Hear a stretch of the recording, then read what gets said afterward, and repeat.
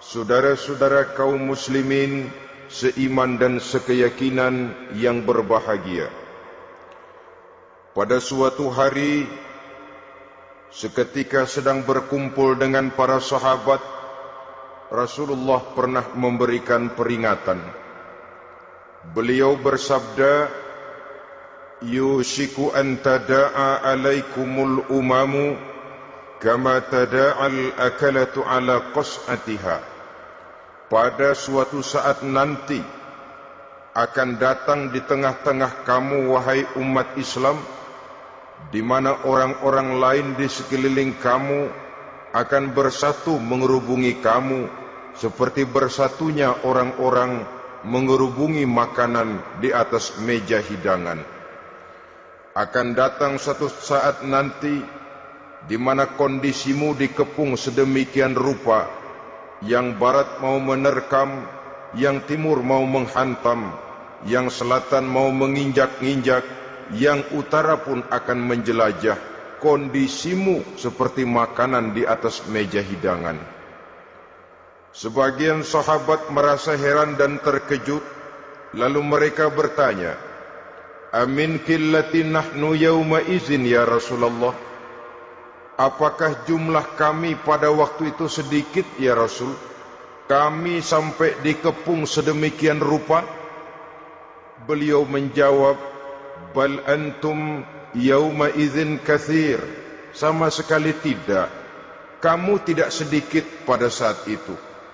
Bahkan jumlahmu sangat banyak. Kamu adalah mayoritas. Walakinnakum ghusa'un ka ghusa'is sail. Tetapi keadaanmu saat itu persis seperti buih di lautan. Banyak tetapi centang perenang. Banyak tetapi tidak punya daya dan kekuatan. Banyak tapi dipermainkan gelombang lautan, dihempaskan ke tepian pantai tanpa punya makna dan arti. Kondisimu pada saat itu kuantitas yang tanpa kualitas, sehingga orang lain enak saja mengepung kamu. Akidahmu didangkalkan, dibanjiri dengan peradaban dan kebudayaan yang menjauhkan dari agama. Dari segi maksiat dan munkarat seluruhnya mengepung sampai kita melepaskan nilai-nilai Islam kita ini. Dan celakanya, sambung beliau, "Wal yanzi'anna fi qulubi aduwikumul mahabata minkum."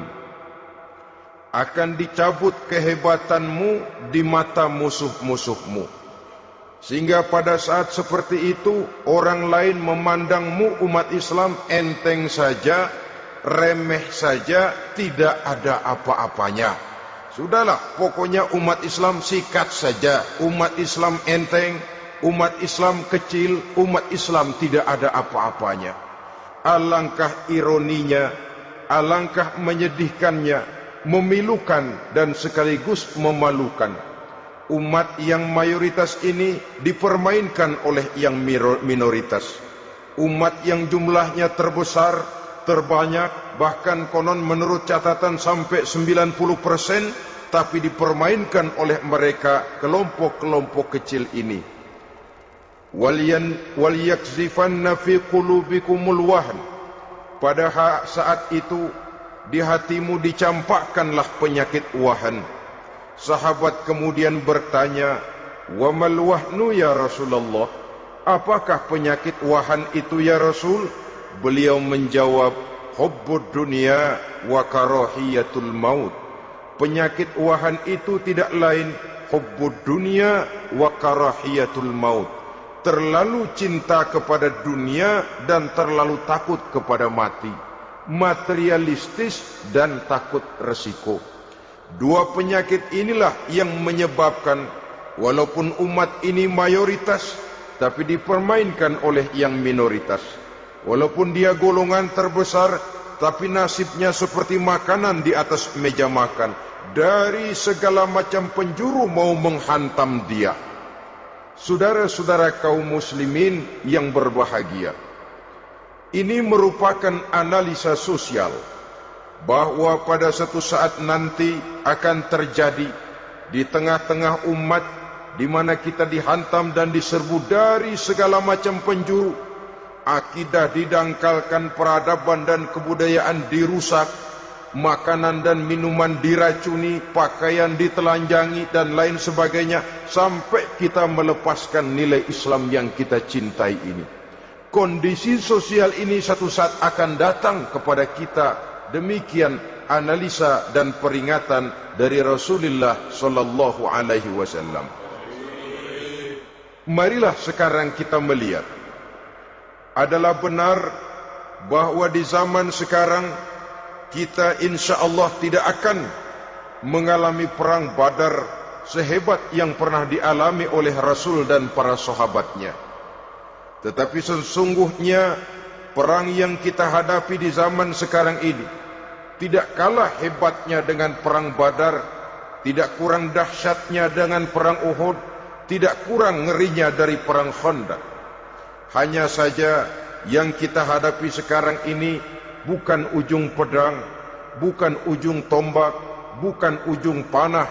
Yang kita hadapi sekarang ini adalah perang akidah, perang ideologi, perang mempertahankan keyakinan. Yang kalau kita kalah sekarang, kita memang masih beragama. Tetapi anak kita, cucu kita, generasi yang akan hidup 5, 10, 20, 30 tahun yang akan datang, wallahu a'lam bissawab. Islam, saudara-saudaraku, tidak mungkin hilang dari dunia. Tetapi tidak mustahil Islam gulung tikar dari desa kita. Tidak mustahil Islam gulung tikar dari kampung dan kota kita, jikalau kita tidak menjaganya, jikalau kita tidak memeliharanya, bahkan jikalau kita tidak mewariskannya kepada anak-anak kita, generasi yang akan datang. Marilah kita mengingat sejenak bagaimana Islam di Spanyol yang pernah jaya, pernah mewarnai daratan Eropa, dan yang sekarang hanya sekedar tinggal ceritanya saja. Ini pernah diperingatkan oleh Rasul dalam satu hadis, sayati ala ummati zamanun la yabqal Islam illa ismun wala minal Quran illa rasmun.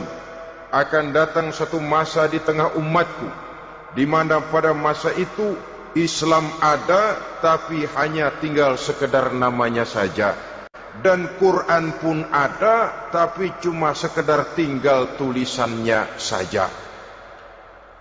Apabila kita tidak mewariskan ini kepada generasi yang akan datang, maka serbuan-serbuan dari berbagai macam penjuru dari hari ke hari semakin kita rasakan kehebatannya.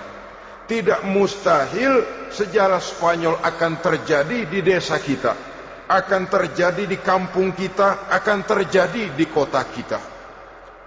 Orang Spanyol, kalau mereka cerita kepada anaknya, mereka akan cerita, "Nak, di sini dulu ada masjid." Kapan, Pak? Dulu bener dah.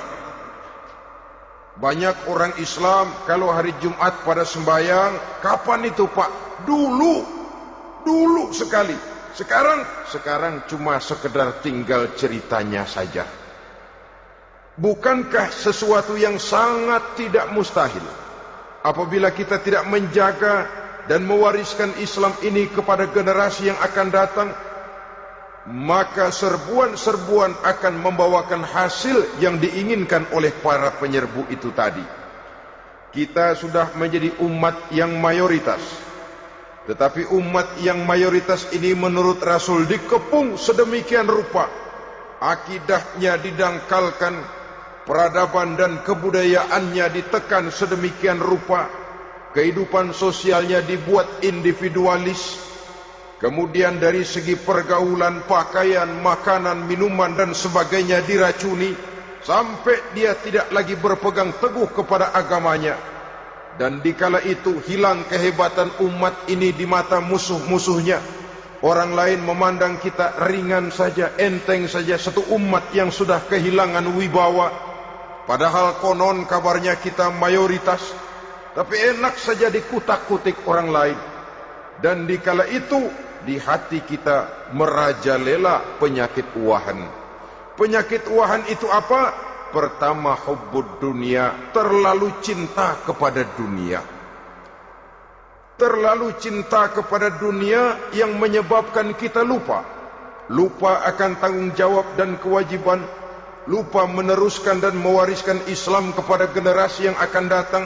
Kita berlomba hanya untuk mengejar dunia dan seluruh isinya. Baik dia bernama material, baik dia bernama seksual, baik dia bernama pangkat, jabatan dan kedudukan, berlomba-lomba kita di dalamnya. Sampai tercampaklah penyakit hubud dunia di dalam hati ini. Berurat dan berakar dunia itu, sulit dan berat kita berpisah daripadanya. Akibatnya kemauan untuk berbuat demi dan atas nama agama sangat sulit terwujud di dalam kehidupan ini.